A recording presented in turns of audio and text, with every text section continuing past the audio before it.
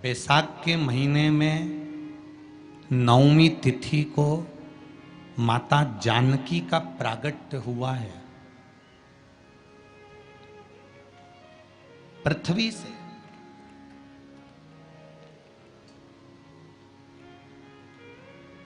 कभी एक विचार करिएगा कि नरसिंह अवतार बैसाख के महीने में हुआ, कुर्म अवतार बैसाख के महीने में हुआ, हयग्रीव अवतार बैसाख के महीने में हुआ, परशुराम अवतार बैसाख के महीने में हुआ, माता जानकी का अवतार बैसाख के महीने में हुआ। आखिर बैसाख के महीने में, माधव महीने में इतनी महत्वता क्यों?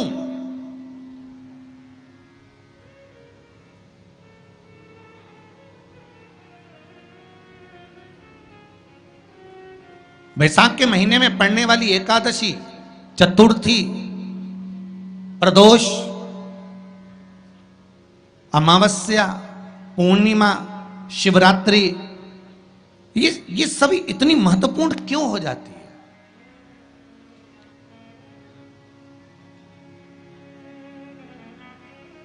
इसकी महत्वता इतनी प्रबल क्यों हो जाती है?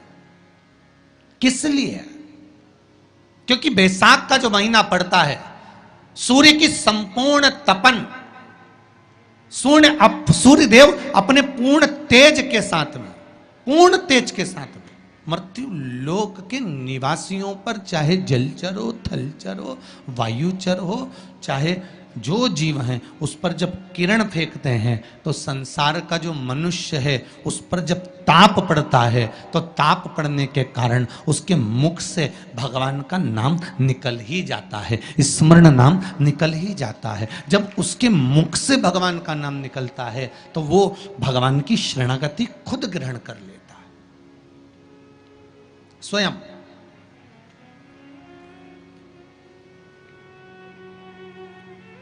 शरणागति ग्रहण कर लेना।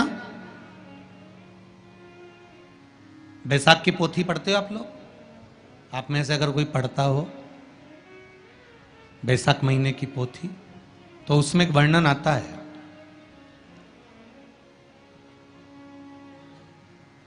गीता प्रेस गोरखपुर के कल्याण अंक में भी आप ये पावन बैसाख चरित्र श्रवण कर सकते हैं। उसमें बैसाख महीने की पोथी में 10वें दिवस की कथा में 10वें अध्याय में एक व्याध और शंख मुनि का चरित्र आता है।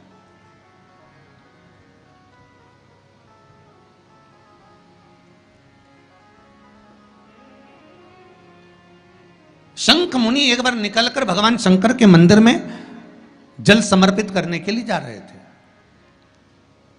और शिव मंदिर की ओर जाते जाते जाते जाते जाते जाते बीच मार्ग में चलते चलते चलते चलते और वो शंख मुनि जब शिव के मंदिर में पहुंचे, शंकर भगवान के मंदिर में जाकर उन्हें दर्शन किया,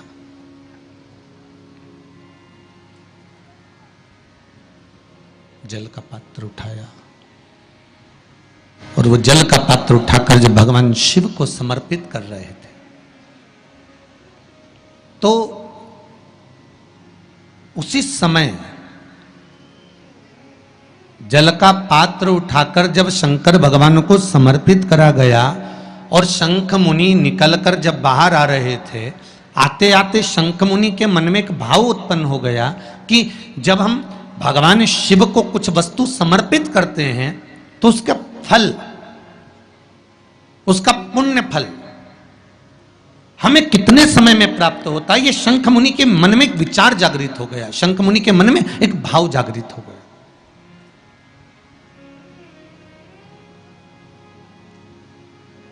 कई माताएं पशुपति व्रत करती हैं,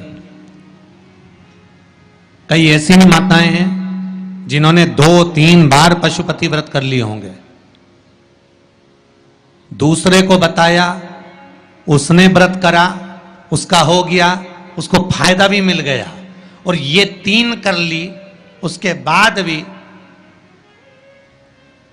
कुछ ना कुछ रह गया। तो इसके मन में आया कि बताओ मैं भी व्रत कर रही हूँ, ये भी व्रत कर रहे हैं, ये भी व्रत को सुन कर रहा है, मैं भी व्रत कर रही हूँ, आखिर बात समझ में नहीं आती। उसको लाभ मिल गया, मुझे लाभ नहीं मिला। उसको लाभ की अनुभूति होगी, मुझे लाभ की अनुभूति नहीं हुई। तो कभी विचार करना कि तुमने उसको पशुपति व्रत बताया, उसने व्रत किया और बड़े दिल से करा, बड़े बड़े दिल से करा, तुम्हारे बताए अनुसार करा। मतलब तुम्हारी बात पर कितना विश्वास होगा उसको, तुम्हारी बात पर कितना भरोसा होगा उसको। और तुम्हारे बताए अनुसार उसने पशुपति व्रत कर लिया और उसका काम हो गया। और तुम 2 बार 3 बार 4 बार 5 बार कर चुकी तो भी नहीं हुआ। उसका कारण क्या हो सकता? उसका एक कारण है, तुम्हारी बात पर उसने विश्वास कर लिया, पर तुम अभी विश्वास पूर्ण रूप से कर नहीं पाई हो। तुमने ये सोचा है कि दुनिया कर रही है तो अपन भी कर लो।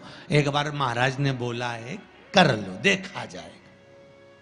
पर तुम्हारे बात में वो जागृतता, तुम्हारे पास में वो बल, तुम्हारे पास में वो जागृतता, तुम्हारे पास में वो बल, तुम्हारे पास में वो विवेक, तुम्हारे पास में वो बल प्राप्त नहीं हुआ, वो विश्वास जागृत नहीं हुआ। यदि तुम्हारे पास वो विश्वास जागृत हो जाता, वो बल जागृत हो जाता, तो तुमने जब पशुपति व्रत करा उसका फल तुमको मिल जाता। अगर विश्वास जागृत होता तो फल मिल जाता।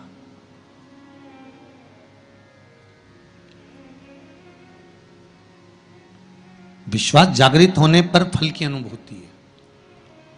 सत्कर्म आप कर रहे हैं, थोड़ा सा अच्छा कार्य आप कर रहे हैं, भगवत भजन आप कर रहे हैं, कीर्तन आप कर रहे हैं, मंत्र जाप आप कर रहे हैं, स्मरण आप कर रहे हैं, नाम जाप यदि आप कर रहे हैं, तो वो लोभ से परित होना चाहिए, बहुत दूर।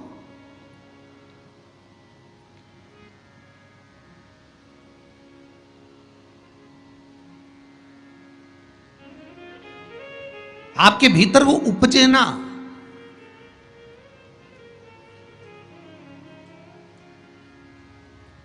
फिर चाहे दुनिया के लोग कितना भी कहे ना, वो एक बेल बेचारा किसान का एक बेल कुएं में गिर गया। अब कुएं में गिर गया तो किसान का बेल जब कुएं में गिरा तो ये देखा कि कुएं में से बेल को निकालना है। खूब मेहनत करी किसान ने बेल को निकालने की, पर वो बेल निकल नहीं रहा था। बहुत बहुत बहुत बहुत मेहनत करने के बाद भी वो बेल नहीं निकला। बहुत अथक प्रयास करा गया पर बेल नहीं निकला। तब किसान ने फिर कहीं मशीन वाले से कहा होगा कि इस बेल को निकालना है। मशीन वाले ने कहा 25,000 रुपये लग जाएंगे, 20,000 रुपये लग जाएंगे। तो उसने सोचा 20,000 25,000 लग जाएगा तो इससे अच्छा है कि इसको पड़े ही रहने दो। बेल किसी काम का तो था नहीं, बूढ़ा हो गया था। अगर बेल बूढ़ा हो गया है तो इसी कुएं में पड़े रहने दो, मर जाएगा।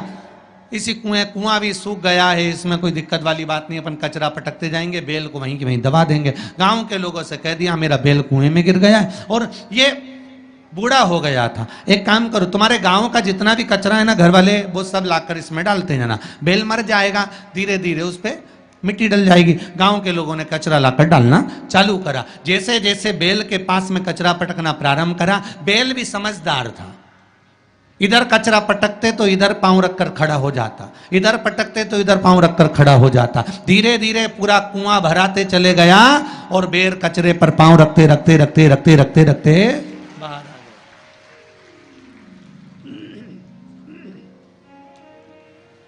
बेल कचरे पर पांव रखते रखते रखते रखते बाहर आ गया, ऊपर आ गया। और जब वो ऊपर आया, निकल कर बाहर भाग गया, निकल कर बाहर भागा। बेल से हमको एक सीख लेना चाहिए, हमको एक चीज सीख लेना चाहिए। बुराई करने वाले कितनी भी बुराई करेंगे, निंदा का कचरा, बुराई का कचरा कितना भी पटकेंगे, हमको केवल उस पर पांव रखकर निकल कर बाहर की ओर चले जाना है और हमारे जीवन को सार्थक बना लेना है। करे करे तो करे।